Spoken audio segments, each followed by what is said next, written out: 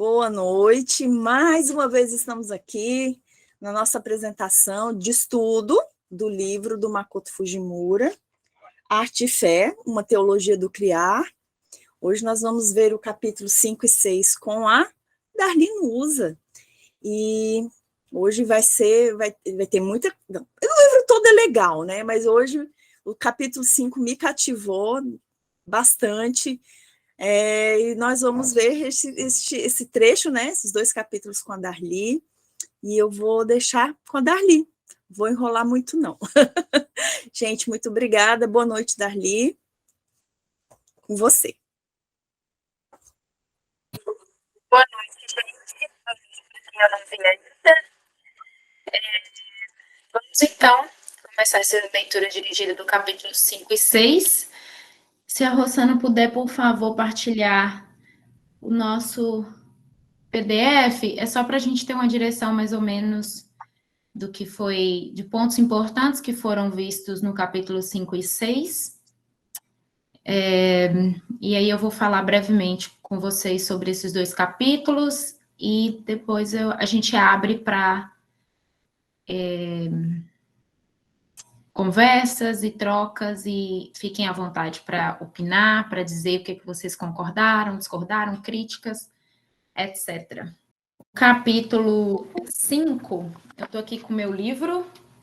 O capítulo 5 se chama Cuidar e Amar, a obra do criar, e o 6, Enxergando o futuro com os olhos do coração. Então, nós vamos ver, começar aí alguns pontos específicos do 5. O 5, ele é maior um pouquinho do que o 6. Vocês perceberam essa diferença? Mas não é tanta diferença, não. A diferença não é tão grande, não. Deixa eu só colocar aqui no início do meu capítulo. Se você puder passar, pode passar.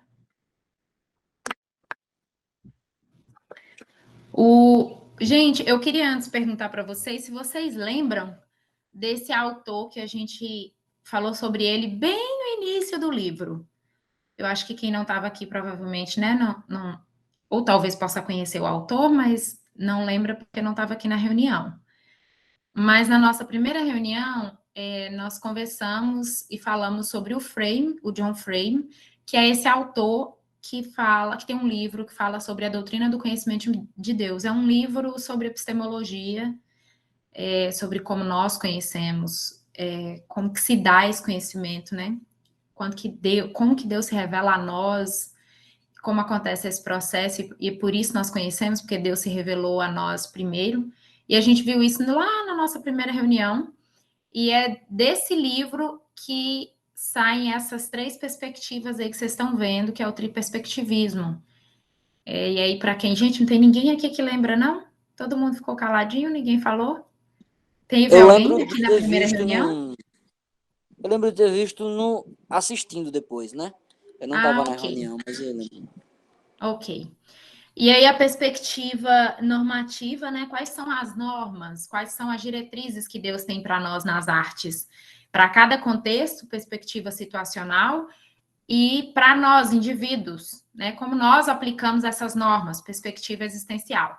Então, a gente não leva em consideração só o que o artista acha, o que o artista sente, mas nós levamos em consideração também a perspectiva situacional, qual que é o contexto que esse artista está inserido, como é que se dá o contato desses dois, e como que é essa recepção dessas normas, e o que essas normas têm a dizer para esses outros dois pontos, tanto para o contexto quanto para o artista. Então, é mais ou menos um breve resumo dessas perspectivas. E aí, por que eu trouxe ele de novo?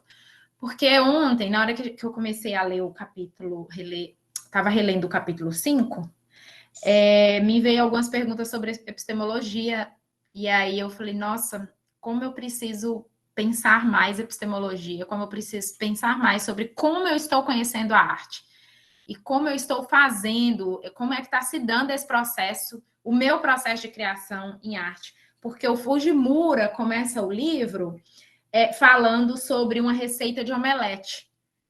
O livro não, desculpem. Começa o capítulo 5.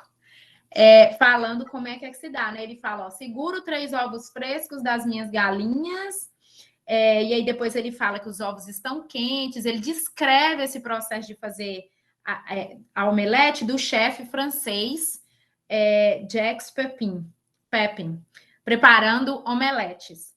E aí ele assiste a esse vídeo várias vezes, ele segue essa receita com precisão, mas ele fala que não importa quantas vezes ele assista o vídeo, ele vai achar difícil fazer um omelete, e aí ele, no segundo parágrafo, ele diz que, em outras palavras, existe uma grande lacuna entre o conhecimento informativo e o conhecimento real de fazer. O mesmo pode ser aplicado à teologia. Há uma grande lacuna entre conhecer os conceitos teológicos ou o que os cristãos chamam de evangelho e a prática real de conhecer. E foi por isso que eu corri lá no grupo e perguntei, conhecer é amar? Será que essa repetição, essa relação que esse chefe tinha com a omelete, será que o fato dele amar estar fazendo esse ofício fez com que ele, né, produzisse as melhores omeletes? E o fato do Fujimura não ter aptidão na cozinha e não amar estar na cozinha, interviu no processo dele oferecer uma boa omelete? E aí foi por isso que eu perguntei isso lá no grupo, e aí foi interessante porque vieram algumas questões, não só questões, mas algumas respostas, e algumas respostas bem interessantes eles me permitiram falar o nome aqui, a Thaís e o Matheus, que está aqui, eles colocaram alguma coisa, por exemplo, a Thaís colocou, eu estou aqui me perguntando agora sobre conhecer o processo, se tem como amar conhecendo no gerúndio. E aí o Matheus também lembrou que na linguagem comum, se amar significa se entregar ao outro, né? E aí ele lembrou, no casamento, por exemplo, quando você ama, você conhece profundamente uma pessoa. E aí a gente começou a ver que amar está ligado diretamente ao conhecer, e conhecer está ligado diretamente a amar. Pode passar, Flor. E aí, partindo desse ponto, eu trouxe o que é esse processo, então, de amar, né? Que o Fujimura, ele começa o capítulo 5 falando sobre esse processo de conhecer e amar. E o Frame, ele vai distinguir o processo de conhecer em 3 etapas, em 3 fatos. Conhecimento de fatos, conhecer ou saber isso. Por exemplo, eu sei que eu estou na frente do meu computador. Eu sei o que é isso. Estou conhecendo um fato aqui. Conhecimento, que significa ter habilidades, saber como que eu uso o meu computador. Estou sabendo como lidar com ele, né? Está ligado diretamente à minha habilidade de conhecer isso. Como é que eu vou fazer isso? Conhecimento de pessoas, conhecer quem. Uma coisa é eu saber como eu vou lidar com o meu computador, outra coisa é eu saber quem fez esse computador. E esses três pontos do conhecimento, ele fala que estão interrelacionados, mas que eles não são idênticos. Uma coisa é quando eu conheço, né, um pincel, quando eu conheço uma tinta no meu processo de criação, outra coisa é quando todo esse processo de conhecer todas essas coisas me levam a amar este processo e me levam a amar alguém, que no nosso caso, como cristãos, é Deus, né, o dono de todas as coisas. Então, esses três pontos aí do conhecimento que ele propõe, eles estão interrelacionados. Vocês vão encontrar alguns outros autores que vão colocar conhecimento das coisas e vão dividir em mais pontos, mas eu queria trazer esses 3 pontos para a gente pensar, e no final também eu queria ouvir de vocês, se vocês pensam esses 3 pontos do conhecer, né? Essa relação de amor e conhecimento com essas 3 facetas aí do conhecer. Quantas vezes a gente já não confundiu, né? Essas faces do conhecer. Quantas vezes eu já amei muito um objeto e conheci muito um objeto e deixei de amar pessoas e conhecer pessoas. Às vezes a gente inverte os valores, e aí essa é uma das provas que esses 3 são interrelacionados. Todas essas 3 ele vai falar que são mencionadas na Escritura, e todas elas são teologicamente importantes. Deus nos falou para amar, né, a criação, cuidar dela, Deus nos falou para amar o próximo, cuidar, amar, é um valor altíssimo que tem o ser humano. Então, tem aí essas menções nas escrituras, e se vocês forem lá naquele livro que eu mostrei para vocês, vocês vão vê-lo lá. E para nós, cristãos, artistas, essas três estão mais interligadas ainda, porque ao mesmo tempo que nós estamos conhecendo quem Deus é, nós estamos vendo o que ele faz por meio da criação, e ele nos dá habilidades para a gente saber como faz. Então, para nós, isso tem uma preciosidade aí, né? É precioso saber como é que se dá esse nosso conhecimento, não só do nosso Deus, mas das coisas que ele nos deu, e como é que a gente faz para conhecer melhor essas coisas. E por isso que é tão importante a epistemologia. E por isso que o Fujimura traz, não só uma única vez nesse capítulo 5 no livro, mas ele vai trazer em outros momentos essa relação que ele tem com a produção dele, conhecer a Deus, né, dele criar, de fazer uma teologia ali no ato de fazer, na produção artística, ao mesmo tempo que ele conhece a Deus e ao mesmo tempo que ele também conhece as coisas. Esses três pontos na vida dele, ele tem como pontos interligados. Pode passar, Flor. E aí eu trouxe antes, trouxe esse ponto para nós, porque ele vai mostrar para nós aí, bem na primeira página ainda do capítulo 5, na página 81, ele vai trazer para a gente a Esther Mick. A Esther Mick, ela é uma filósofa maravilhosa de conhecer, gente. Indico demais vocês pesquisarem. Ela trabalha junto com o Fujimura e ela está sendo citada aqui nesse capítulo 5. Ela trabalha agora no Instituto com ele. E ela foi aluna do Frame, esse autor que nós estamos vendo, que está trazendo o triperspectivismo e questões relacionadas ao conhecimento. Então, ela foi aluna dele, e é por isso que eu busquei coisas lá, direto no livro dele, para a gente pensar as raízes dessas coisas que o Fujimura está trazendo aqui para nós. E aí, o capítulo, né, o nome do capítulo já diz sobre isso, né? Cuidar e amar. Ele poderia só colocar cuidar e criar, mas ele escolheu aí, esse verbo tem um peso aí, né? Tem um valor, o amar aí. Cuidar e amar a obra do criar, que é o nome do capítulo 5. E aí ele, no decorrer desse capítulo, a gente vai ver ele falando sobre essa produção dele, né? Sobre essa habilidade que ele tem. Ele fala sobre as camadas da produção dele. Tem produção dele que tem mais de 80, 100 camadas. É um processo longo, duradouro, onde ele literalmente ama o que faz. E, ao mesmo tempo, ele também, ele acentua muito isso na obra dele, que ele está produzindo, enquanto ele está fazendo a arte, ele está produzindo teologia. Ele ele lê a Bíblia, ele faz devocionais no ateliê, ele tem uma relação litúrgica com o ateliê, com o espaço dele, com o contexto dele, e ao mesmo tempo também com a produção dele. Então, é um processo bem entrelaçado que ele tem nesse fazer teológico, né, nessa produção artística, nos processos criativos dele, e também no conhecer a Deus. Então, a gente vai ver nessas três perspectivas aí bem próximas no texto dele. O cristão é alguém que aprende novas habilidades. Por exemplo, nós aprendemos como obedecer a Deus, como orar, como trabalhar, como amar. A gente aprende isso na relação com Deus. E a gente vai amando o Senhor à medida que a gente vai conhecendo essas coisas. E o cristão também aprende, né? Depois que a gente aprende, principalmente essas habilidades com o Senhor, a gente tende a aprender com mais facilidade as habilidades específicas, né? As habilidades que a gente precisa para lidar com o nosso mundo natural. Seja pegar um pincel, numa caneta, escrever, recomeçar textos, recomeçar pinturas, trabalhos, para quem é do design, da arquitetura e assim por diante. Para os cristãos, conhecer e amar a Deus tem fonte, ênfase à obediência. Eu acho muito difícil, vocês, por favor, fiquem livres aí para discordar de mim, nós conhecermos a Deus sem obediência. Eu acho impossível, né? Não tem como conhecer bem sem obedecê-lo, não tem como amar a Deus sem obedecê-lo. Essa é a regra de qualquer pai e mãe, né? Se me ama, por que está me desobedecendo?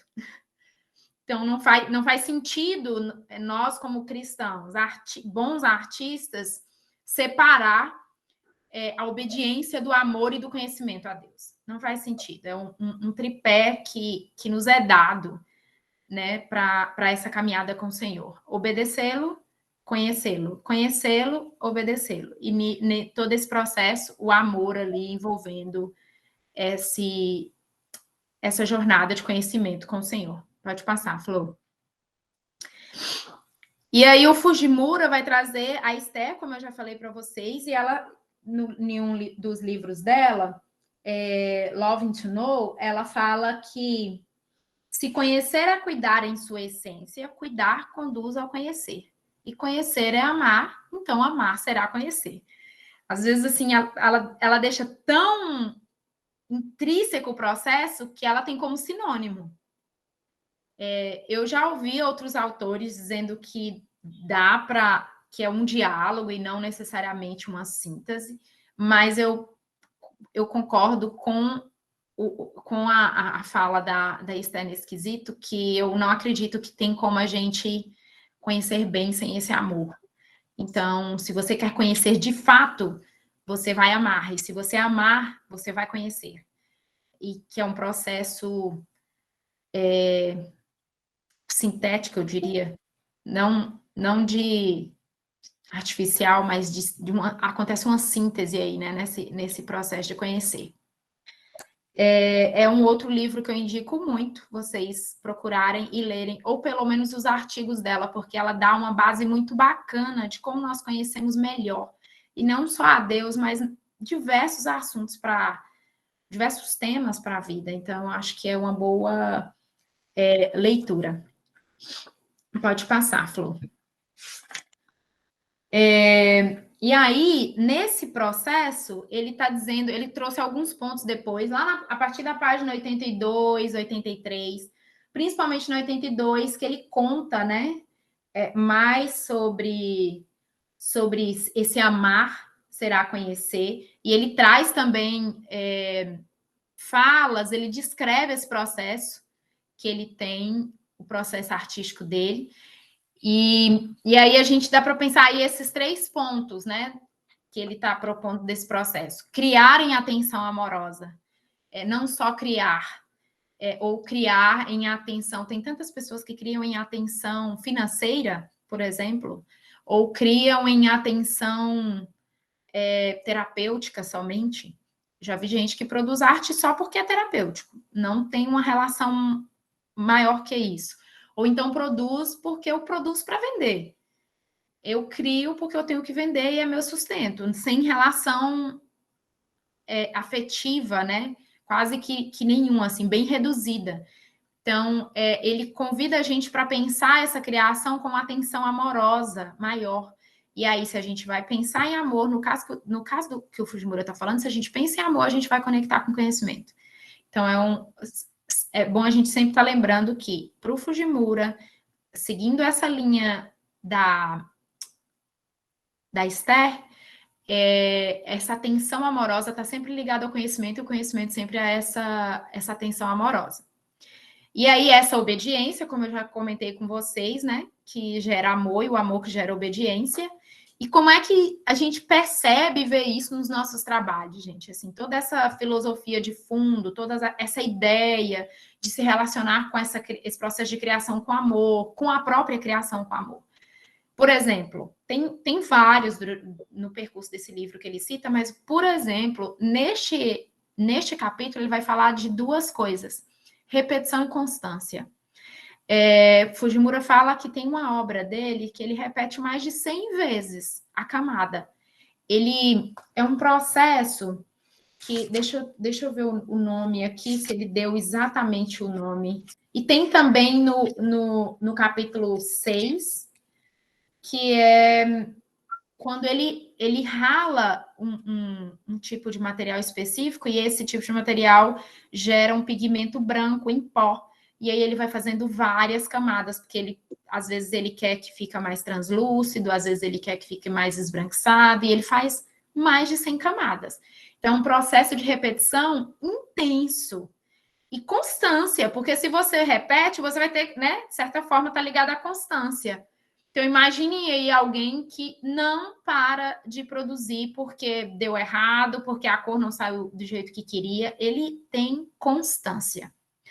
Então, é uma das coisas, assim, que, particularmente, eu acho um pouco complexo de lidar nas artes, porque nos nossos dias atuais, em especial, principalmente por causa dessa nossa pressa e dessa nossa má relação com o tempo, nós às vezes aniquilamos a disciplina e a constância. Nós achamos que no primeiro momento que nós produzimos tem que estar bom e tem que estar pronto. E aí nós preferimos dar lugar ao perfeccionismo do que à constância. E aí o perfeccionismo, né, óbvio, vai estar sempre perguntando: tá pronto e bom? Tá pronto e bom? E aí, se não está, a gente abandona o processo. E nós precisamos lembrar que para um bom processo, para uma boa maturação de um processo artístico do artista, é impossível não ligar a disciplina, a repetição e a constância. É um processo disciplinador, literalmente. Paciência, constância, repetição. Está lá na página 82, que ele vai falar sobre repetição como ferramenta. Não é uma única vez, né, que nós vamos conseguir produzir tão bem. E é engraçado que quanto mais você produz, menos tempo você vai ficar usando em cima daquilo, porque sua mão vai criar uma habilidade tão grande. Eu costumo dizer para os meus alunos que a conexão é quase que instantânea do que você pensa para suas mãos. Falo que é o momento em que você conecta o que você quer muito, o que você está pensando que vai acontecer com a sua mão. Quantas vezes, né, a gente está sonhando em fazer um desenho super, e aí a hora que você põe no papel, você fala, nossa, está muito longe do que eu pensei, né, do que eu tinha imaginado. E quanto mais você repete, quanto mais você produz, com essa constância, mais aproxima o ato das suas mãos do que você tinha pensado. E aí essa conexão se dá por causa da nossa insistência e disciplina. E aí vocês vão ver isso lá na página 82 e na página 83. Deixa eu ver o que mais. Ah, sim. Na página 84, ele vai trazer algumas críticas. Sim, Júlia, muito. Isso vai acontecer muito na música. Muito. Tem que ser insistente, hein? Para ser um bom músico, horas e horas. E aí, lá na página 84, ele vai trazer para a gente uma crítica que eu achei muito interessante, gente, e faz muito sentido para os nossos dias de hoje, principalmente para nós que vivemos a pressão, né, consumista, capitalista, né, principalmente para nós que muitas vezes imersos nessa estrutura, nós temos dificuldade até de formular uma crítica sobre o que nós estamos chamando de capitalismo, o que está sendo proposto, que fé no progresso é essa que nós estamos vivendo. Então, eu achei muito interessante, vale muito a pena a gente parar um pouquinho para pensar sobre a redefinição de trabalho que ele está dando. Lá na página 84, tem um tópico chamado Redefinindo Trabalho. E aí, ele faz uma crítica nessa visão extremista, trabalho como maldição, que muitos têm. Ai, meu Deus do céu, que vida horrível trabalhar. E aí tem... né, a gente vê essas frases soltas na segunda-feira, o pior dia da semana, porque recomeçou. São os resquícios, né, dessa ele chama de uma má teologia, de que o trabalho é uma coisa ruim, como se o trabalho tivesse vindo para nós, tivesse chegado para nós pós-queda. E não, ele não é um resultado pós-queda, né? Ele veio antes e é um presente para nós sermos produtivos, sermos pessoas capazes de usar as nossas habilidades, servir o outro. Então, é uma outra dinâmica. E aí ele faz essa crítica. E do outro lado também, do outro extremo, nós temos o trabalho como ídolo abençoador. Pessoas que, em vez de fazer do trabalho um meio, né, de sustento, etc., e uma forma de servir, elas fazem do trabalho o seu Deus. E aí doam toda a sua vida para isso, e aí a gente tem toda a complexidade contemporânea aí de burnout e tantos outros problemas relacionados ao trabalho, né? Então, nós precisamos pensar essa crítica que ele está trazendo para nós. E aí ele vai falar um pouco da mercantilização desenfreada que tem, inclusive, nas artes. A gente não precisa ir longe, né? Vamos ficar aqui no nosso campo e ver como que o mercado de arte tem tomado caminhos absurdos e nunca antes pensado por nós, né? Demandas, assim, novas e demandas muito estranhas ao que nós gostaríamos que fosse direcionado. Por exemplo, alguns escândalos, como lavagem de dinheiro, que utiliza-se da arte para fazer isso, e tantos outros problemas que têm vindo para o campo das artes por causa dessa mercantilização desenfreada. E aí ele vai traçar dois tópicos aí, que é a economia da dádiva, que nós recebemos, né? E aí ele coloca a graça, a maravilhosa graça, nós recebemos de graça, e aí nós precisamos servir melhor por causa disso. Gente, e eu não estou aqui fazendo nenhuma apologia ao faça de graça. Estou lembrando da graça do nosso Deus.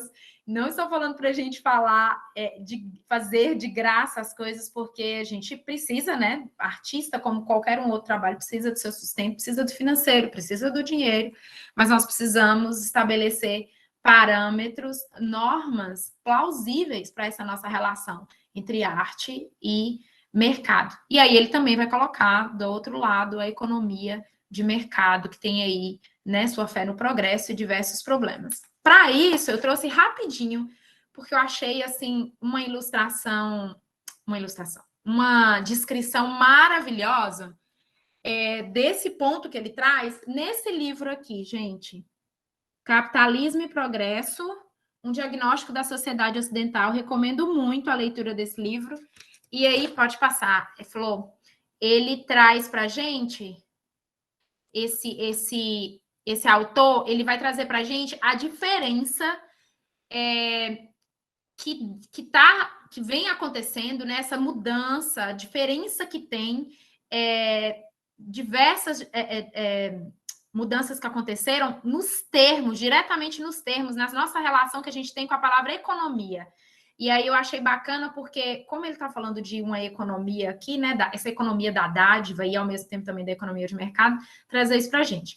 O Bob vai falar que na antiguidade clássica, duas palavras gregas distintas eram usadas para descrever a atividade econômica humana: economia e krematistik. Krematistik ou kremastistik. É uma das duas, gente. Vocês vão me perdoar aí essa fala horrível. A economia dizia respeito ao comportamento do mordomo, cuja tarefa era administrar a propriedade que lhe era confiada, de tal modo que continuaria a dar frutos, proporcionando sustento para todos que viam e trabalhavam nela. Então, aí a gente já lembra do conceito de mordomia que a gente acha lá em Gênesis, né? E que o Fujimura também usa no livro dele. No entanto, kremastitik significa a busca pelo autoenriquecimento por posses monetárias cada vez maiores, se necessário, à custa dos outros. Então, a gente vê mudando, né, já aí, essa perspectiva de mordomia já começa a mudar para um outro sentido, a fazer síntese com outro sentido, com essa economia egoísta. E é notável observar que na civilização ocidental o significado da palavra economia tornou-se cada vez mais sinônimo de kremastitik. Então, houve essa mudança, e aí essa manutenção cuidadosa como mordomo em favor dos outros mudou para essa manutenção egoísta, né, de nós mesmos. E é isso que traz diversos problemas aí para a economia. Por favor, Flor, pode passar. E para pontuar brevemente, para a gente encerrar, no capítulo 6, que se chama Enxergando o Futuro com os Olhos do Coração, ele vai falar, né, um pouco, bem no início do capítulo, sobre Nossa, gente, foi bem triste esse início de capítulo, não sei para vocês, mas para mim foi, que ele contando a perda da mãe. Ele estava em me parece ser uma residência artística, em um momento na vida dele, e aí ligaram para ele para falar que a mãe dele tinha falecido, ela teve demência, e aí ele conta essa parte da vida, e aí a gente vê nesse momento vida e obra do artista, né? O relato de um processo criativo, ele vai para frente do lugar que ele está, e se eu não me engano, se dá de frente para a praia, e aí ele se pergunta, né, o que tem além disso?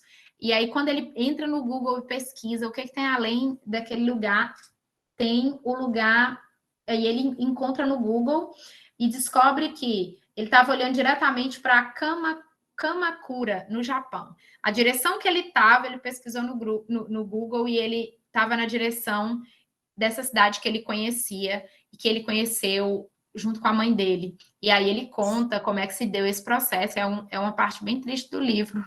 Mas é interessante de ver esse relato de um processo criativo, esse contexto que se deu com a produção dele, né? Esse contexto difícil que ele teve com a produção dele. Então, a gente vai ver vida e obra do artista se cruzando nesse momento. E aí, para quem vive falando para a gente que é separado, que não entra em contato em nenhum momento a vida e a obra do artista e a religião do artista, gente, isso é balela. Impossível. Ninguém deixa a alma para o lado de fora do ateliê. Ninguém deixa a vida para o lado de fora do ateliê. Você entra com todas as suas crenças, com seu coração por completo e produz. E a gente vê isso nitidamente nesse início do capítulo 6. E aí ele vai falar um pouco também no capítulo 6, que eu acho muito importante a gente trazer aqui, a teologia do novo, que é a teologia que corta o livro dele por inteiro. Lá na página 102, ele fala que se Deus é o grande artista, ele não cria para fazer as coisas desaparecerem. É da própria natureza de Deus criar para um futuro duradouro. A Bíblia não trata do fim, mas do novo. E aí ele fala lá na 105, e aí ele cita um teólogo, o Montman. A Bíblia não é um livro sobre sinais, mas fala em voz alta sobre novos recomeços. Então, não é um livro só sobre finais, eu diria. Porque na Bíblia também a gente não pode deixar de lembrar que aponta para certos finais, né? Vai ter o final do pecado, para a glória de Deus. Então, nós precisamos lembrar disso aí. Eu diria só. A Bíblia não é um livro só sobre finais, mas fala em voz alta sobre novos começos. Nós vamos recomeçar na eternidade, né? Para nós que já estamos em Cristo, nós falamos que é uma continuidade e que esse é o nosso ainda não, mas o já é um recomeço lá com Cristo. Então, vocês vão ver durante todo o livro essa teologia do novo, né, permeando a escrita do Fujimura. Mais uma coisa que eu queria falar. Tá. Uma breve observação, gente, na 108, ele está comentando sobre a necessidade da beleza. E assim, eu acho que eu trouxe esse ponto, porque esse é um ponto um pouco polêmico, que é muito discutido pelos artistas, as palavras que se relacionam com criar, com fazer, com esse ato de produzir alguma coisa, de criar alguma coisa nova. Então, eu vou trazer para vocês aqui essa breve observação, mas vocês podem discordar também. Lá na página 108, ele vai falar assim, o que lemos, traduzindo como Deus criou, abre aspas, vem da palavra hebraica bara, que conota uma forma categoricamente diferente de criar daquela a que estamos acostumados, criação. E aí a palavra é ex nihilo, do nada, que é quando se cria do nada. E aí vocês vão ver, é muito comum aparecer esse tipo de fala, que aí é nesse ponto que eu discordo um pouco, esse tipo de fala que separa e quase que dicotomiza essas palavras, bará e azá. Bará como a palavra que criou-se, a palavra usada para coisas que se cria do nada, e azá para coisas criadas, mas que se cria mas que se faz essas coisas com materiais que já foram criados. Por exemplo, Deus criou do nada Deus criou do nada a água, a terra, separou, né? Tá lá em Gênesis. E aí, quando a gente pega... E aí, essa seria a palavra para criar, bará. E azar, que seria fazer, né? Esse ato de fazer a partir de coisas que já existem. Por exemplo, a gente pega aí o exemplo de quando Deus está criando a mulher, ele está criando a partir da costela de Adão. É uma coisa que já existia. E aí acaba que alguns autores vão falar que esse primeiro criar, esse bará, a gente só pode destinar a Deus. E tem outros que vão dizer que esse fazer só pode ser destinado a nós. E aí acaba que separa muito o que, particularmente, para mim, eu não vejo evidências para fazer isso e dicotomizar esses dois aspectos aí da criação. Então, eles às vezes tentam defender essa aceitação de milhões de anos, dizendo que Bará se refere à criação sobrenatural, que é o ex nihilo, que é do nada, significa do nada, vem do latim, mas que azar significa fazer a partir de materiais pré-existentes, como eu já falei, e, portanto, permite a criação por um longo período de tempo. Mas Bará, criar, e azar, fazer, são usados de formas intercambiáveis na Bíblia, em referência à criação do sol, da lua, das estrelas, criaturas do mar. Em vários versículos, eles são usados juntos para descrever o mesmo evento. Bará nem sempre significa criar do nada. Deus criou os primeiros humanos, macho e fêmea, por exemplo, nós sabemos que lá em Gênesis 2:7, por exemplo, que tem esses exemplos, que Deus formou, gente, se eu não me engano, vai ser Iatsar, a palavra. Adão, ele criou, né? Adão do pó da terra, lá em Gênesis 2:22, nos é dito que Deus formou e vai usar Baná, Eva da costela de Adão. Então, ainda tem outras palavras anexas a essas duas. Então, assim, quando vocês encontrarem alguma tradução que dicotomiza, que separa, deem uma olhadinha qual que é o contexto, o que é que eles estão dizendo, para que a gente não crie separação onde não há, porque são termos intercambiáveis.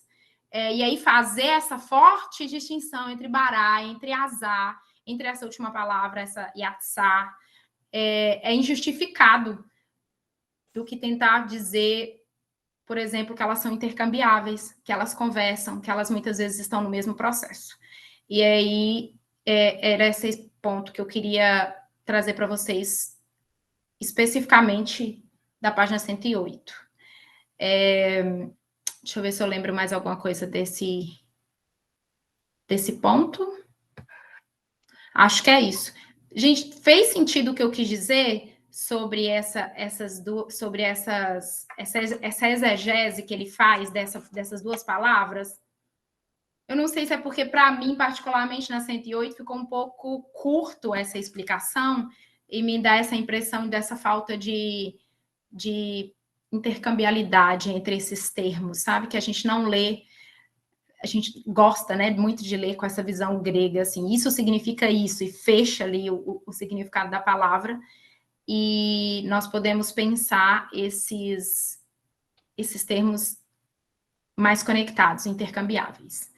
Era mais ou menos isso que eu queria dizer sobre essa observação da 108. Que é quando ele conta qual que é o objetivo e ele fala o porquê desse título, né? Ele fala assim lá na 111, ver com os olhos do coração, e aí ele cita Efésios 1:18, seria o objetivo de uma jornada e treinamentos imaginativos.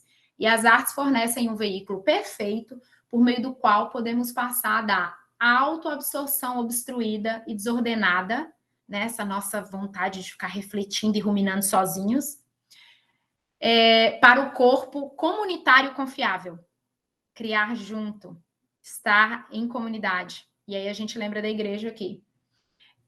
A fim de experimentar a condução do Espírito. Nós não estamos sozinhos e nem podemos. Nós somos a imagem e semelhança, e a Trindade não está só. Né? A gente tem que lembrar do uno e do diverso também. E aí ele vai continuar citando um outro autor, William Darnes. Ele vai falar assim, ó: os artistas, afinal, pensam com as mãos e as pontas dos dedos, com os olhos e os ouvidos, geralmente de maneiras que não conseguem articular em palavras. Esse conhecimento somático pode levar uma comunidade inteira a experimentar Deus de maneira mais profunda e completa, falando a todos os sentidos e dons da congregação. Eu achei muito bacana ele ter colocado, gente, tem 3 palavras aqui para mim que fazem muito sentido estar aqui e tem um peso muito grande e tem motivo para estar aqui. Primeiro é coração, segundo é o pensar. Os artistas, afinal, pensam com as mãos. E na hora que ele termina esse parágrafo, ele fala sobre conhecimento somático. E aí eu achei muito bacana. Primeiro ele fala de coração, né? E aí ele colocou a palavra coração aqui nesse contexto, e aí não está falando de um coração que a gente vê, né, nos nossos dias, pessoas dizendo que é a parte emocional. Coração é o lugar das emoções, é o lugar onde você sente as coisas. Não é esse o coração que a palavra do Senhor fala para nós. Fala de um coração que também pensa e um coração que deseja. O coração é composto por volição, é composto por pensamentos, o coração é composto por afeição, né, nossas emoções. A composição do coração não é só afetiva. E é por isso que ele fala, ver com os olhos do coração. E aí depois disso, desculpa. E aí, depois disso, ele vai falar, os artistas pensam. Quantas vezes a gente só escuta os artistas sentem, né? E aí ele muda um pouco essa dinâmica, porque os artistas pensam com a percepção, e aí ele cita, ó, mãos, os olhos, os ouvidos, a percepção pensa também, né? Não é só afetiva. E aí, por isso que ele vai falar mais na frente de todos esses sentidos juntos, né? Interligados lá com a questão do coração. O meu pensar, os meus sentidos, a minha percepção, a minha mão, a minha forma de olhar, de ver aquilo, de criar, todas essas coisas podem, né? E aí ele fala, falando a todos os sentidos e dons da congregação. Todas essas coisas somadas podem levar uma comunidade inteira a experimentar Deus. E aí quebra essa ideia, muitas vezes, que nós artistas temos de considerar que nós precisamos só sentir, nós não precisamos pensar também. E não só pensar com a percepção, né, com os sentidos, mas pensar racionalmente. E quebra também essa ideia das pessoas acharem que a comunidade precisa unicamente da palavra, do racional, de proposições. E aí aqui ele traz e ele fala dessa soma, né? Ele vai chamar de conhecimento somático. Página 111. Esse conhecimento somático pode levar uma comunidade inteira a experimentar Deus. Então, quando vocês ouvirem alguém falar que tá faltando emoção, ou tá faltando conhecimento racional, propositivo, vê como é que está a balança disso na comunidade, porque ela a comunidade não pode ser uma comunidade que se alimenta só proposital, né, de questões propositais, só propositalmente ali do racional. Ela precisa também desfrutar de beleza, ela precisa desfrutar de questões literalmente afetivas, né, que toca, que afeta as suas percepções. É um conjunto para que a gente não reduza, não empobreça o tamanho e privilégio que Deus nos deu de vivermos em comunidades e experimentarmos Deus de maneira profunda e completa, não só a partir do racional, mas também a partir da nossa percepção e das nossas emoções. Acho que é isso. Eu falei quase 1 hora, misericórdia. Me Pode tirar da perdoe. tela? Pode, por favor. Eu não vi a hora, de verdade, gente, me perdoem. Rosana, próxima vez, você, por favor, me cutuca. Não, tá super tranquilo. Me perdi completamente no tempo. Fiquei empolgada com o capítulo. E aí agora eu queria ouvir vocês, os pontos que vocês concordam, que vocês discordam. Desculpa o falatório rápido. Agora por último.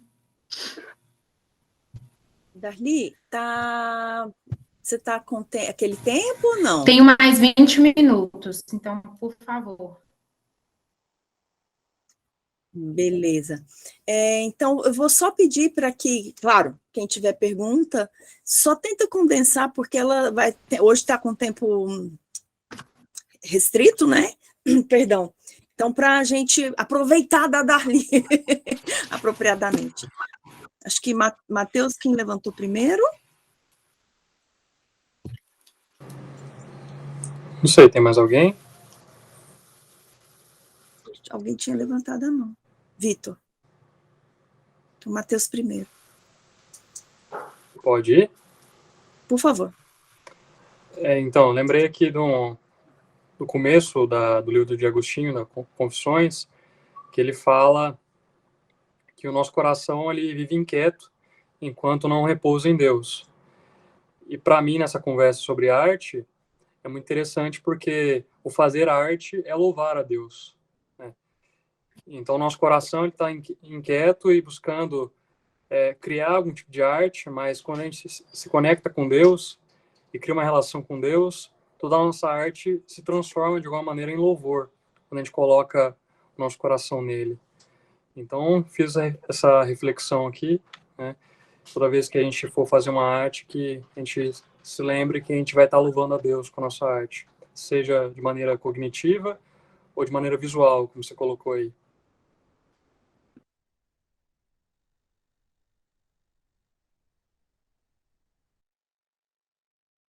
Obrigada, Matheus. Victor? Então, acho que eu e o Matheus estamos chegando hoje, a gente quis dar o ar da graça aqui, né, no falatório, no parlatório depois. Eu queria, na verdade, compartilhar uma percepção sobre a questão da paciência, constância e repetição, né? Me perdoem a ignorância sobre a área do Fujimura, mas me parece que é uma trindade que ela é muito mais acessível a voz que são das artes plásticas. Eu não discordo da trindade, né? Da paciência, constância e repetição. Eu acredito nela. Mas, por exemplo, a minha área é uma área performática, né? E no meu caso, especificamente, eu lido com algo que é muito caro, que são grupos musicais. Talvez diretores de teatro tenham uma sensação parecida. E enquanto regente, né, de coro, orquestra, essas coisas assim, a gente trabalha com tempo, até porque a música é uma arte do tempo, né? Envolve espacialidade, mas a nossa preocupação é temporal. E enquanto gestor de ensaio e tentar fazer esse tipo de coisa, uma paciência, constância e repetição se tornam coisas muito caras, né? Então, eu não discordaria dele, eu só faria essa ressalva de que essa questão, né, ela é bastante precária na parte musical, principalmente quando se lida com essa função especificamente de dirigir, né, grupos, dirigir corais, dirigir orquestra, que é o trabalho que eu tenho feito. Então, paciência, tudo bem. A gente bota o joelho no chão e pede a Deus. A constância também, mas ela acaba sendo muito espaçada uma da outra, né? Porque os ensaios são espaçados, são difíceis de começar, a não ser que você já esteja profissionalmente em um grupo que está ali constante, né? E a repetição incluso, né? Ensaio é repetição, mas lidar com a repetição da nossa prática, no meu caso, a prática gestual, né? Eu baixo o braço, os músculos tocam. Mas errar isso custa muito caro. Então eu queria deixar essa. Porque imagine que são vários músicos, né? Então são vários salários envolvidos, né? É o tempo de cada um deles, é o tempo do patrocinador, é o tempo das pessoas que vão ouvir, da instituição, seja o que for. Então, essa repetição, ela precisa ser muito, muito bem calculada quando a sua arte, ela consome tempo e dinheiro ao mesmo tempo, né? Só essa colocação que eu faria em relação à arte, né, dos pintores e escultores, ou até bailarinos, eu não sei como é que funciona no caso deles, mas no caso da regência de grupo tem esse BO envolvido aí. Só responder rapidinho ao Vitor sobre isso. Vitor, esse BO é de todo o campo das artes. E acredite, você está no melhor, que é a música. Esse BO dessa constância, sabe por quê? Porque, por exemplo, você falou, né, sobre esses encontros. Pense aí, você nos deu, né, o contexto. Então, vamos pensar que o contexto é praticamente um ensaio na semana ou a cada 15 dias. Então, pense aí a dificuldade que não é para o Victor, gente. Reunir esse pessoal e, né, cuidar e, ao mesmo tempo, ensinar para produzir alguma obra no final. Mas será que o trabalho do Victor não estaria melhor para ele, claro, e para o grupo, se a constância fosse efetiva individualmente? Se durante a semana eu, como aluna do Vitor, praticasse mais, tivesse um compromisso maior com a minha constância particular, e esse é o grande problema e que a gente encontra nas artes em si, esse compromisso individual com a disciplina e com a constância, para quando a gente chegar no grupo, seja ele de balé, seja ele na galeria, seja em uma aula de artes, para desenho, o professor tenha mais trabalho em te impulsionar do que te ensinar do zero que ele te ensinou semana passada. Então, a constância vai agir ali diretamente nesse preparo individual. Faz sentido? E quanto menos eu sou constante, mais trabalho eu dou em comunidade. Reparem para vocês verem. Toda vez que eu produzo menos sozinha individualmente, quanto menos eu treino, menos paciência eu tenho com o meu processo, mais trabalho eu vou dar para a minha comunidade. Seja ela de artista, seja ela de um coral, seja ela na igreja, mais trabalho tende a aparecer.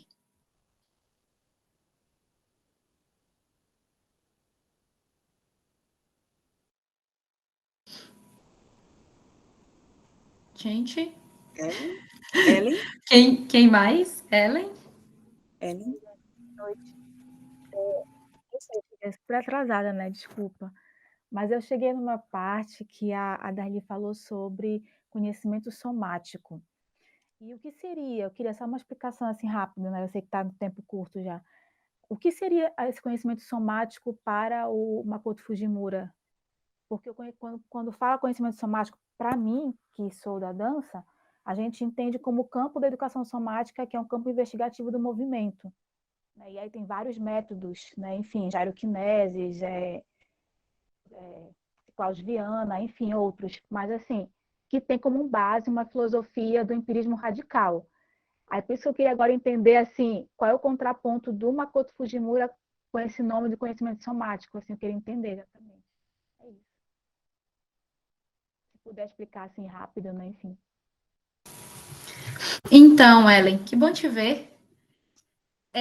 Nesse contexto aqui, o Makoto está utilizando essa questão, essa palavra somático, vem de soma mesmo, de uma reunião de conhecimentos possíveis. Esse conhecimento somático pode levar uma comunidade inteira a experimentar Deus de maneira mais profunda e completa, mais profundas e completas, falando a todos os sentidos e dons da congregação. Que tipo de conhecimento é esse? Primeiro, lá no iniciozinho do parágrafo, ele colocou coração. Então, ele está falando para o homem todo. Ele não está falando assim, se a gente investir no nosso conhecimento racional, propositivo, nós vamos ter né, uma relação melhor com o conhecimento? Não, ele falou do coração, então ele está falando do todo. Porque o coração não é só pensar, o coração também é evolução, é afeição. Então ele está falando para o todo. Aí depois ele fala que ver com os olhos do coração seria o objetivo de uma jornada e treinamento imaginativo. Gente, esse treinamento imaginativo aqui tem muita coisa aqui dentro que eu vou deixar, óbvio, para o lindo do Felipe Barnabé, porque ele vai dar uma aula de imaginação, porque o homem é uma beleza na imaginação para os próximos capítulos, que ele vai falar muito sobre imaginação. Então, esse treinamento imaginativo, gente, olha, já vou atrás do meu atestado. De jeito nenhum. Estou esperando muito a pessoa falar sobre imaginação. Gente, isso daqui, esse campo aqui sobre imaginação é uma coisa, assim, enorme, gigante, que a gente, às vezes, reduz a imagem, a produção de imagem na nossa cabeça, e não é, não. É muito mais do que isso. Então, ele vai falar de uma jornada e treinamento imaginativo, e as artes fornecem um veículo perfeito por meio da qual podemos passar dessa autoabsorção obstruída, que é essa mania que nós temos de absorver, de ficar refletindo sozinho para nós mesmos, desordenada, e aí ele fala que vai passar para onde? Para um corpo comunitário confiável. Um corpo comunitário, comunidade, onde que a gente está, igreja, lembrem aí, a fim de experimentar a condução do Espírito. E aí ele cita o William, que é o colega dele, ele fala, os artistas, afinal, pensam com as mãos. Olha que preciosidade, ele colocar a percepção como forma de pensar dos artistas. Porque o que a gente costuma ouvir? Os artistas sentem ou fazem com as mãos e as pontas dos dedos, com os olhos e os ouvidos. Ele conectou aqui, ó, pensar com a percepção. As pontas dos dedos, os olhos, os ouvidos, geralmente de maneiras que não conseguem articular com as palavras. A palavra, o texto, são coisas relacionadas à proposição, ao racional, né? A palavra, a escrita, o texto. E aí ele vai falar que é a forma que o artista tem. E aí depois ele vai e cita o que você está falando, Ellen. Esse conhecimento somático pode levar uma comunidade inteira a experimentar Deus. A soma dessas coisas, do conhecer, do pensar, do sentir, a soma disso pode levar uma comunidade inteira a conhecer e experimentar Deus de maneira mais profunda do que só uma comunidade que vive só com a palavra.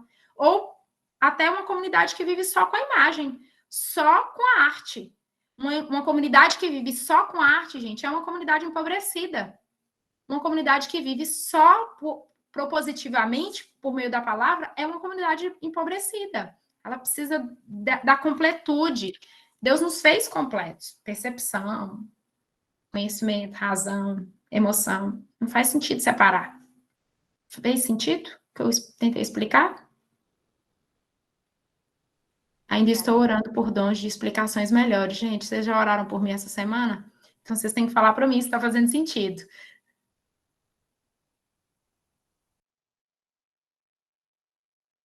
Olha aí, ó, o Felipe falando. Confesso que não orei essa semana.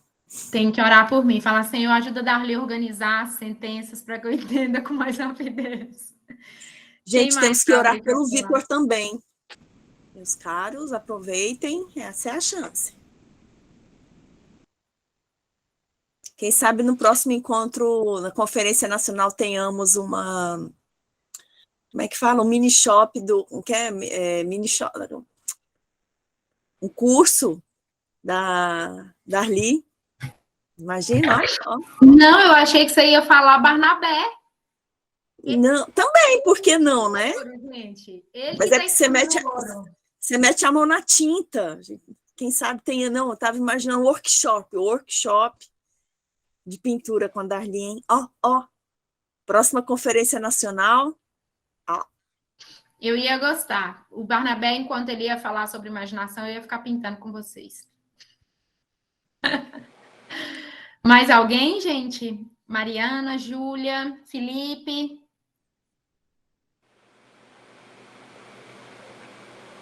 Darli. Oi. Se se eu tiver possibilidade de fazer mais um apontamento, Por favor, fique à vontade. é sobre o ponto da necessidade da beleza que tu comentaste. Eu sei que esse é um assunto bastante comprido e eu não tenho a intenção de esgotá-lo num comentário. Então, é um cristão, um pastor batista que compõe música atual, né, música contemporânea.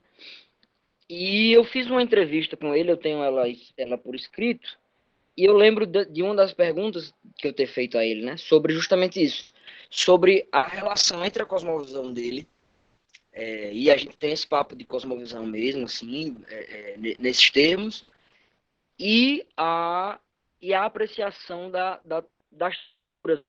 busca por essa música contemporânea, essa estética contemporânea. Ele disse que não harmoniza, né? Elas são incompatíveis, porque ele realmente busca a coisa da beleza. Ao mesmo tempo que eu mandei um link lá no grupo que pode ser apreciado pelos irmãos, que ver-se que a ideia de beleza, né, tem muito a ver com a harmonia, na verdade, entre a ideia e o resultado sonoro, pelo menos na cabeça do Lansman, que é esse compositor. Eu queria saber, né, se é por aí que o Fujimura vai também, porque as telas dele, elas falam por si, assim, elas não são esquisitas, né? Ele não é afrontoso, revolucionário, assim como o Estevão, que é esse compositor que eu estou falando, também não é. Mas que promovem um tipo de reflexão acerca da obra, né, em si, que é diferente do que se pensa como sacro, né, beleza sacra como nós temos trabalhado. Felipe vai comentar a sua questão e depois vai continuar falando que ele tinha aberto para... Por favor, Felipe. Eu estava respondendo o Matheus aqui no chat. Então, se eu entendi bem a colocação, seria sobre essa questão de como a gente lida com as diversas manifestações de arte, né, em períodos diferentes, né? A questão contemporânea, eu estava prestando atenção aqui na resposta e acabei pegando por alto, assim. Só me contextualiza direitinho aí para eu não responder muito fora. É isso, assim. É porque nós estamos em um tempo, né? Não tem como trabalhar fora dele. E aí acaba que esses artistas, né, esses criadores, né? Porque no meu caso eu sou muito menos criador, eu sou muito mais intérprete, né? Mas eu vejo que os criadores acabam tendo que conversar com o que está rolando, ou sim. eles falam para um tempo passado, né? Para um outro público que não está mais vivo, né? Então, eu entendi corretamente. Sim, a minha visão sobre isso, vou na tendência bem da filosofia estética holandesa, ali, neocalvinista, né, de que você tem efetivações de normas estéticas históricas, né? Ou seja, o que eles querem dizer com isso? Você não tem uma beleza atemporal, no sentido de, assim, você tem algo que é belo e tudo que as coisas só são belas, artefatos, né? A arte só são belas quando eles se igualam a algum tipo de beleza transcendental, por exemplo. Eles não concordam com isso. Justamente porque cada período histórico, e não só período, né, mas até localizações, a gente tem, por exemplo, estilos completamente diferentes no Brasil e na Europa, né? Isso tudo, ele pode apresentar beleza, porque a beleza não necessariamente é algum tipo de conexão com algo externo, que é geralmente o que essas pessoas tendem a fazer, né? Pegar algum momento histórico e falar, olha, beleza era o que era produzido nessa época dessa forma, então tudo que é novo é ruim e tudo que era mais antigo do que esse momento é ruim também. E as coisas, por exemplo, na minha visão, as coisas não funcionam assim, né? A gente tem que entender que a beleza e a arte, elas vão sendo, sim, revitalizadas de tempo em tempo, porque parte disso também é consciência do ser humano sendo colocada sobre aquilo, né? Então, quando ele vai falar de positivação das normas estéticas, por exemplo, eles estão falando olha só, Deus deu para a gente uma capacidade de observação da natureza, uma capacidade de criação, uma capacidade de observação do próprio desenvolvimento histórico, de técnicas, de tecnologia, e tudo isso vai ser usado de formas diferentes porque as coisas vão mudando. Então, o que a gente tem de técnica hoje, o que a gente tem de material para usar, o que a gente tem de material para contemplar e para usar na nossa arte, tudo isso muda. Então, não tem como eu fazer exatamente a mesma coisa que os caras faziam em 1400, 1300, lá atrás. Lá, eles tinham outras questões, a vida funcionava muito diferente. Então, assim, a gente consegue fazer coisas belas hoje, mesmo que elas sejam completamente diferentes das coisas belas de 500 anos atrás. E aí uma coisa que a gente tem que levar em consideração, que aí eu acho que a gente pode fazer essa conexão que eles acabam fazendo, é que a arte ela tem uma conexão com a moralidade, apesar dela não se reduzir à moralidade. Tá até discutindo isso com a Darley essa semana, né? Ou seja, todo objeto de arte ele tem algum tipo de conexão com coisas morais, porque são artistas fazendo, eles têm uma visão de mundo por trás, um imaginário por trás, eles não são neutros, né? Não é um objeto de arte que não tem relação nenhuma com nada. Pensei, sei lá, filme, até música mesmo, né? Pode falar letra, alguns estilos têm uma conotação muito mais sensual do que outros, enfim, né? Então, assim, quando a gente leva essas questões em consideração, talvez sim a gente consiga se aproximar ou se distanciar de algumas expressões culturais específicas por conta de alguma conotação ou outra moral daquele momento histórico naquele contexto. Então, por exemplo, a gente pode pegar músicas que a gente toca na igreja hoje que a gente acha que são ok, mas que no momento em que elas foram criadas há 500, 600 anos atrás, o contexto delas não era adequado para a igreja, né? Música de cabaré, por exemplo, e até alguns jazz que em algum momento surgiram em ambientes que a gente não usaria para tocar na igreja. Hoje em dia a gente acha normal. Então, assim, pode ser que daqui 500 anos a gente escute alguma coisa que hoje a gente acha estranho e a gente toca na igreja e acha normal também. Porque essas coisas mudam, né? Os contextos históricos mudam, a forma como a gente olha as coisas muda. Eu vejo as coisas muito dessa forma, assim, a gente tem sim que aprender a lidar com o nosso contexto, porque ele é diferente, e a gente não pode se prender ao passado, de tipo assim, só presta lá, e nem também falar, só presta aqui. Vou tirar foto, deixa eu dar um sorriso e mostrar minha camisa do Palmeiras. E então, assim, não sei se eu respondi, Gente, vamos mas abrir. eu iria por essa linha. Oi? Desculpa, Felipe, eu pensei que você tivesse terminado, perdão. Eu terminei e voltei. Mania, não acaba não. Se me deixar, eu vou te falando aqui. Por isso que eu evito ficar falando, porque senão... Gente, vamos abrir as câmeras, a Júlia vai dar um print aí, postar nossas fotos. Falei já para tomar banho, né, para a gente sair cheiroso na foto. Júlia, é contigo. Ok? Peraí, tirei foto pra ter certeza que vai sair tudo. Peraí. Pô, o cabelo 1, de 2, lado. 3 e... Aí. Aê! Respondi ou não respondi agora que... Respondeu muito. Ah, sim. Sim. A minha preocupação com a linha, né, dos holandeses é porque eu sempre vejo ela desembarcando um pouco longe dos mais ousados atuais, sabe? Ela acaba desembocando quando chega na prática musical, por exemplo, ela sempre acaba em rock, em bandas de música de entretenimento e tal, e a música apreciativa ela vai ficando para o passado. É a sensação que eu tenho com o Huckmacher, principalmente, né? Essa é a sensação. Mas isso a gente vai discutindo ao longo da vida, e não tem problema. Tranquilo. Agora, só uma questão rápida sobre isso. Por exemplo, o Huckmacher, ele já, em alguns sentidos, os alunos deles, por exemplo, já foram além, né? Em alguns aspectos, assim, principalmente nessa. Ele tem uma crítica em alguns pontos que o Servet, por exemplo, fala disso, né? Que ele tende a uma visão mais transcendental da beleza, por exemplo. Que o Kuyper ainda tinha, né? Então, tipo assim, ele ainda estava, de certa forma, apegado a algum tipo de estética rígida, mesmo que ele já teve se liberdade disso. Tanto é que, assim, a crítica dele à arte moderna, em certo sentido, ainda é isso. Para ele, é um tipo de anti-arte, mesmo que ele entenda que tenha coisas boas ali. O Servet e o Darkness, por exemplo, que até o Makoto citou, né, que a Darley falou dele, eles também já vão numa linha de, tipo, olha só, essas coisas, eles rompem um pouco mais com esse conceito clássico de beleza do que o Huckmacher faz. Assim, tem autores que já vão trabalhando isso de outra forma. Mas eu até estava falando sobre isso com a Darla essa semana, né? Que, tipo assim, é muito difícil a gente lidar com essas coisas de estética, porque a gente não tem, tipo assim, uma linha de pensamento que vai sempre progredindo, né? A gente tem vários pensadores com linhas completamente diferentes, né? Então, assim, tem gente que até hoje defende uma estética clássica de, olha, você tem sim algum tipo de participação da beleza no ser de Deus, por exemplo. E eu acredito até certo ponto que tem algum tipo de manifestação de Deus na estética e na realidade, então você tem sim algum tipo de participação, mesmo que não seja uma participação ontológica, né? De um tipo de participação no ser mesmo, né?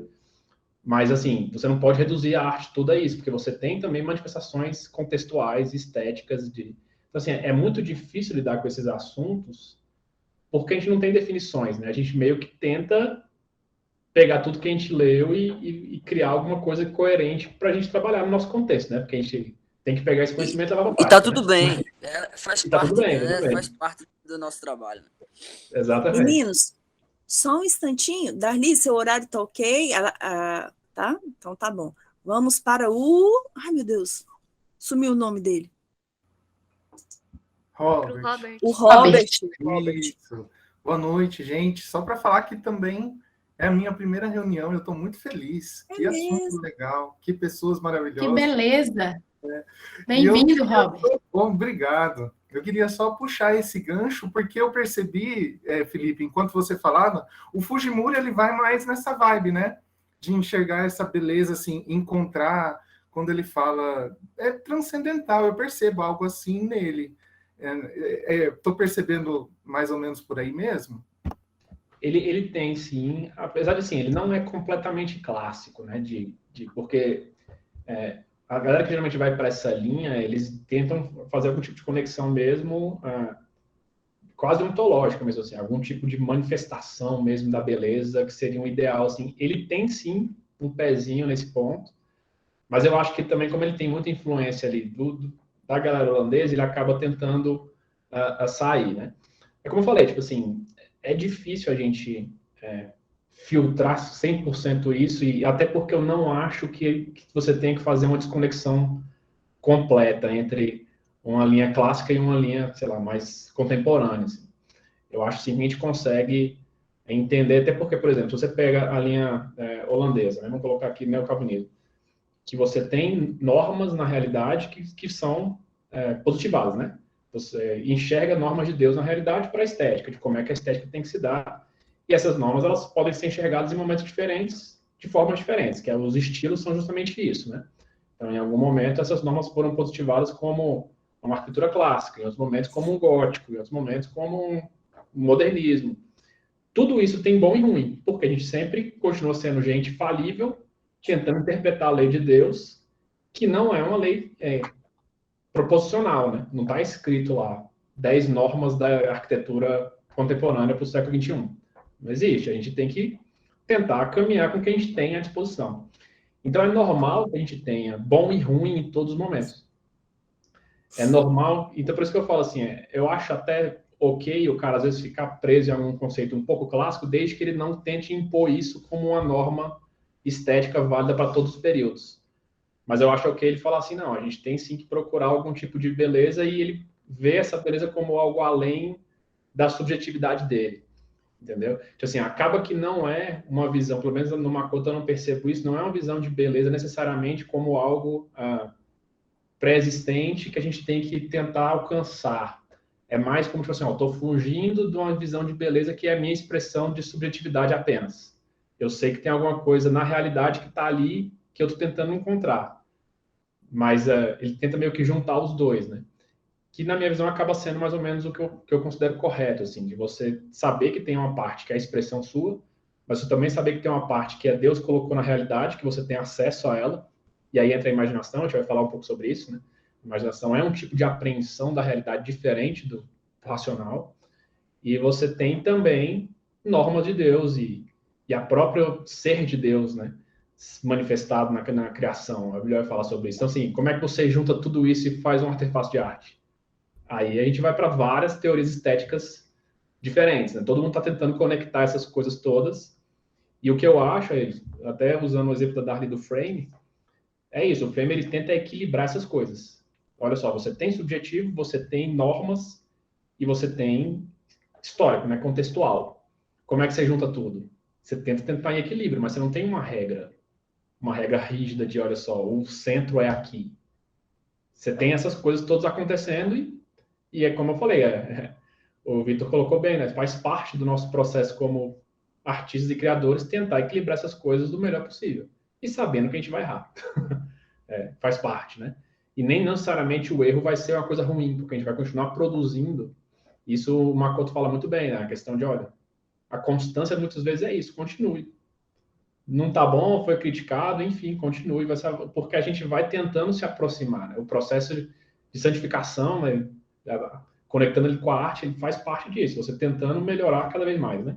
Tentando progredir, tentando entender, tentando conhecer mais. E a gente espera que isso chegue em algum lugar e Deus vai usar isso de alguma forma. É um Falei lugar, que eu falo, é um lugar que não está em chamas, né? Eu gostei que ele trouxe isso também. É um lugar que mexe mais com esperança, com o encontro, né? Ele fala disso, encontrar Deus também. Eu achei bem bonito. Pegando o gancho que o Felipe falou, né, sobre essa constância, assim, o Matheus comentou no chat como cultivar essa constância, porque ele tem dificuldade com isso na poesia, é algo mais de espírito do momento do que algo que faz todo dia, se fizer todo dia não sai bom e sincero, eu não consigo falar agora. Ah, tá, é porque ele não conseguia falar, achei que fazia parte do texto. É engraçado o quanto que vai mudando, assim, e aí eu quero também ouvir vocês, assim, como é que vocês têm percebido a relação de vocês com o processo de criação e como que tem sido esse cultivo, a constância. O quanto que vai mudando ao longo da vida essa nossa relação com essa constância e também com esse processo criativo. O Matheus comentou que às vezes é mais como com o espírito do momento, né? Essa vontade que vem e a pessoa vai lá e faz. Às vezes também dependendo do momento que você está, é um trabalho, não é mais só essa coisa impulsiva, emocional, que você fica com muita vontade, aí acontece alguma coisa, você vai lá e escreve, mas como um trabalho também. E aí a gente vai ver, assim, dentro desse espectro de constância, inúmeras formas, diferentes formas de lidar com constância. Mas eu fico pensando o quanto que muitas vezes a forma como nós lidamos com constância está enraizada em problemas sérios do nosso coração. Esse é um ponto bacana que o Fujimura coloca, né? Assim, é visível que ele tem um amor, e aí a gente volta lá no início da nossa conversa, um amor ao conhecimento e um amor à área que ele está. Às vezes, o nosso amor e o nosso conhecimento não é o suficiente. Ele está literalmente fraco do nosso coração ali, fraco, e aí por isso a nossa constância também é fraca. É relação. A gente tem que lembrar que é um relacionamento. Se eu estou relacionando com Deus, eu vou fazer as coisas com mais constância. Se eu amo e relaciono bem com meu Deus, as coisas que eu preciso fazer, elas serão mais constantes. A minha paciência com elas será melhor. Então, aproveitar essa questão do Matheus para a gente pensar, né? Quais são as raízes que estão no coração, mas que estão frutificando na minha produção do dia a dia. Ou não, ou deixando de frutificar a minha produção do dia a dia. E essa minha constância para essa produção. Era só isso.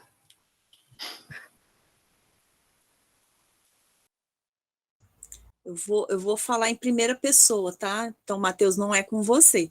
Eu tenho bastante poesia, eu já escrevi muito, muito, e hoje estou bem em questão, né, de escrever, mas eu escrevi já muito não é impulso, sabe, aquele momento que você precisa, parece que só a caneta e o papel vai dar vazão àquilo tudo que você está sentindo, né? E quando eu li isso do Carlos Drummond de Andrade, parece que foi uma água fria. E aí eu comecei a trabalhar mais aquilo que eu escrevia. Eu não deixei de escrever, eu vou usar a palavra impulso, para mim eu posso usar, mas assim, não é bem impulso, mas assim, aquela vontade de extravasar, eu trabalhava aquilo depois um pouco mais. Eu porque até então eu só escrevia ali no primeiro momento e não voltava no texto. E depois eu já comecei a voltar, eu troquei, aí eu comecei a cultivar as palavras, né? Isso aqui cabe, isso aqui não vai quebrar o texto, não vai quebrar a minha inspiração se eu colocar uma rima, né?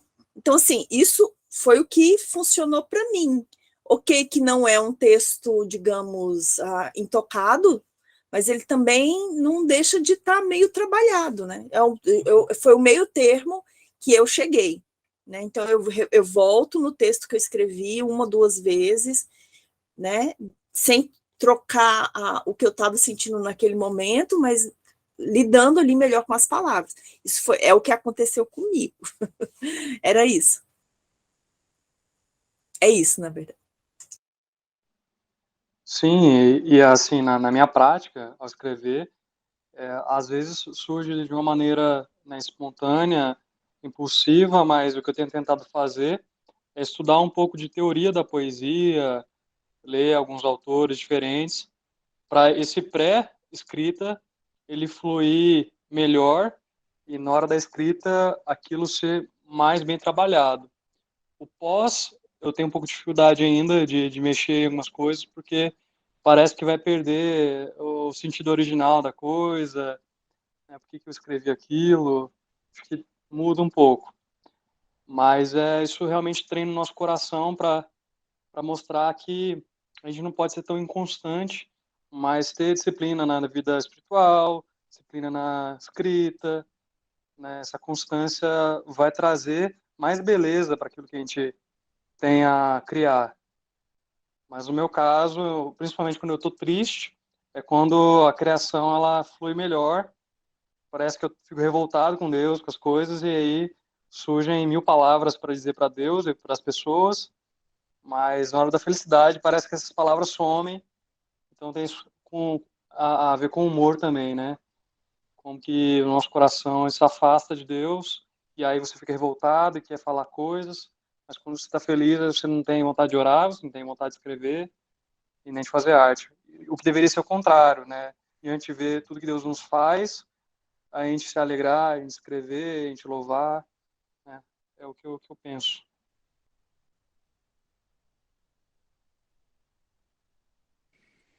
Eu levantei a minha mão, mas é um assunto assim que não tem gancho nenhum com o que está sendo falado. Nossa, assim, que incrível. Tava sendo falado antes de... Também entra, na verdade, de constância. E daí... Eu trabalho e estudo na área do design. E uma coisa que sempre separaram muito é você... Muitas vezes a gente não tem criatividade para... A gente chama de bloqueio criativo, né? A gente tem muitas ideias legais, mas nenhuma delas são aplicáveis aos clientes que a gente tem. E é isso, e muitas pessoas fazem essa separação, assim, ou você é artista ou você é profissional. E essa fala sempre me doeu. Isso é o que eu encontrei na internet. A minha Siri começou a falar do nada. E essa é uma coisa que me doeu muito, assim, sempre... Eu falei, não pode, não é possível. Foi muito bom essa reunião hoje pra ouvir esse lado, que artista não é, tipo, não faz só quando dá na telha, quando dá vontade. Foi muito confortante ouvir isso. Obrigada. Ô, Matheus, você falando aí, eu fiquei pensando aqui, tem uma questão interessante, porque eu penso muito dessa forma, assim, na forma de criação, né? A gente tende, às vezes, a ver a criação como um tipo de expressão mesmo, né? Ou seja, quando eu me sentir inspirado, aquilo ali vai sair, aquela expressão vai se materializar. E aí, realmente, em alguns momentos, a gente está mais suscetível a que isso saia de forma mais natural, né? Eu já falei aqui nas outras reuniões que eu, apesar de estar aqui falando sobre arte, eu não sou artista, né? Eu era guitarrista há muitos anos atrás, mas já estou aposentado, assim, há bastante tempo. Mas eu lembro quando eu tocava, assim, que tinha muito disso, assim. Cara, em alguns momentos você estava num ensaio, fazendo um arranjo de uma música, e parecia que vinha tudo pronto. Você fala, cara, é hoje. E saía tudo, solo, tudo arranjo, a música ficava pronta, você fala, beleza, foi mágico. No outro dia você ia fazer a mesma coisa e não saía nada. Cara, você ficava ali martelando, e você ia para casa e não acabava a música, falava, não, essa música é muito ruim, deixa isso para lá, não tá funcionando não presta. E eu comecei a perceber que a gente, às vezes, por conta dessa visão de eu preciso de uma inspiração para fazer, a gente, às vezes, perde essa conexão com a própria realidade, com a observação da realidade, né? E com a própria disciplina de você se treinar para aquilo. Porque, por exemplo, muito do momento que não parece ser inspirativo, ele, na verdade, ou um momento que você está tecnicamente abaixo do que você estaria, então as palavras talvez não apareçam da forma que você gostaria, ou você não está tendo uma conexão emocional com a sua realidade naquele momento, por motivo que seja, ou seja porque você não está bem com Deus, ou não está bem com as pessoas ao seu redor, você está num contexto em que você não se sente confortável, né? Tudo isso, assim, como a gente é um homem, é um ser integral, né? A gente tem que estar bem, assim, não necessariamente bem, né? Mas confortável para você conseguir ler os vários momentos, né? E nesse ponto eu gosto muito do James Smith. Eu comentei no livro dele da última vez, né? O Como Habitar o Tempo. Queria falar muito sobre isso, né? Você tem que entender em que momento da sua vida você está. E para isso, tem momentos que você vai estar num momento ruim, tem horas que você vai estar num momento muito bom. E você lidar com esses diversos momentos de forma diferente é o correto, né? Você não lida sempre da mesma forma com tudo que está acontecendo na sua vida.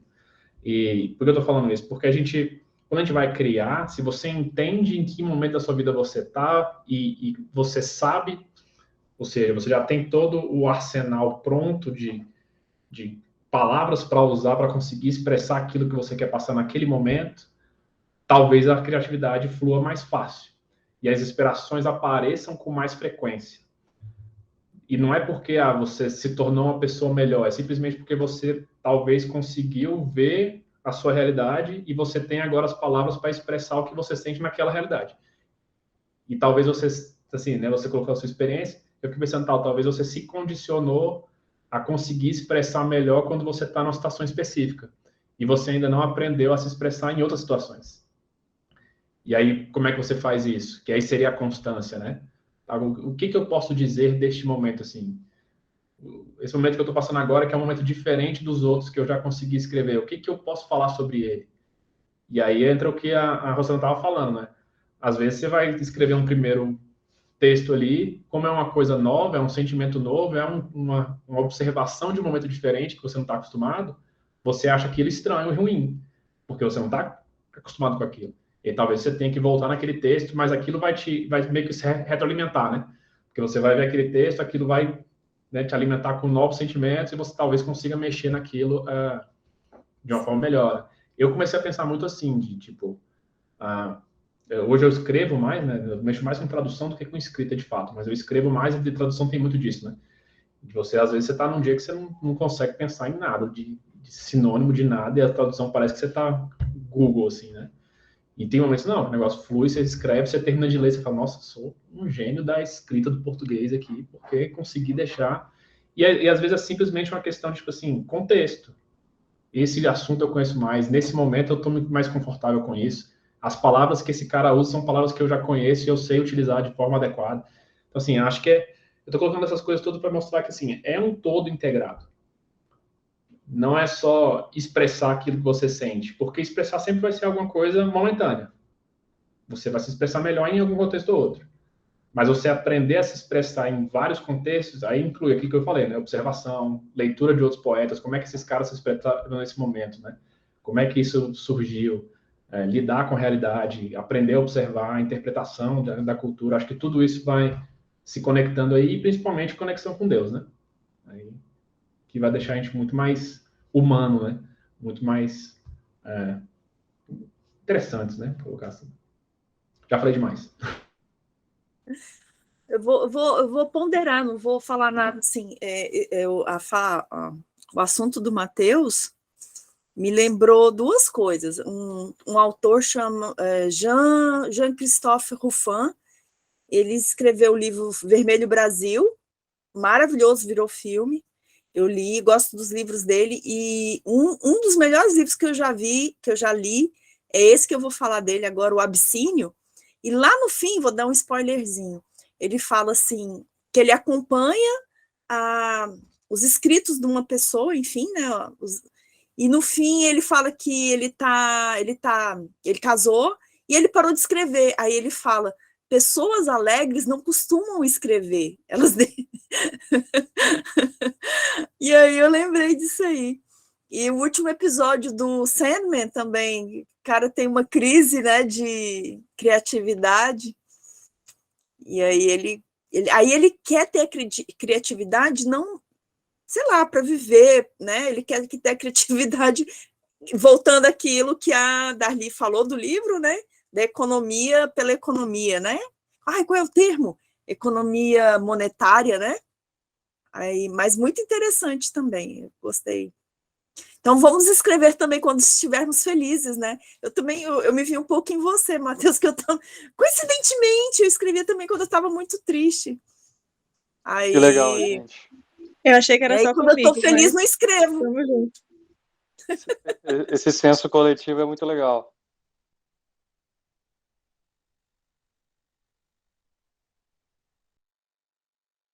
Meus caros, alguma ponderação, alguma viajada na maionese, alguma coisa assim? Este é o momento. Esse é um dos momentos que eu mais gosto. Porque a gente quer crescer em conjunto. Gente, só agradecer esse meu primeiro encontro aí com vocês. Fico muito feliz de participar e de ver, né, essa troca de ideias. A gente tem coisas a compartilhar, mas é uma boca só, uma cabeça só, então acaba sendo muito limitada, né? Então ouvir de todos, assim, dos compartilhamentos, também das leituras e da interpretação que se faz de cada leitura, às vezes é aí onde reside o conhecimento mesmo, e eu só quero agradecer por hoje. Eu sou muito grata. Então é isso, gente. Então vou bater o martelo. Dou-lhe uma, dou-lhe duas. Gente, muito obrigada. Cada reunião para mim é uma alegria. Sério mesmo, eu fico assim, com o coração mais aquecidinho, com a graça de Deus derramada em mim através de vocês. E eu agradeço bastante. Venham, se possível, né? Claro, fica gravado com a graça de Deus. Louvado seja Deus pelo vida do Robert, que ele vai começar a trabalhar com essa parte da editoraçãozinha e colocar no YouTube. E então, quem não puder, quem está assistindo já gravado, obrigada por estar aqui, se você chegou até o final, e que seja também nas próximas gravações. Gente, muito obrigada e boa noite, viu? Até mais. Até a próxima, que é do Felipe Barnabé. Tchau, tchau.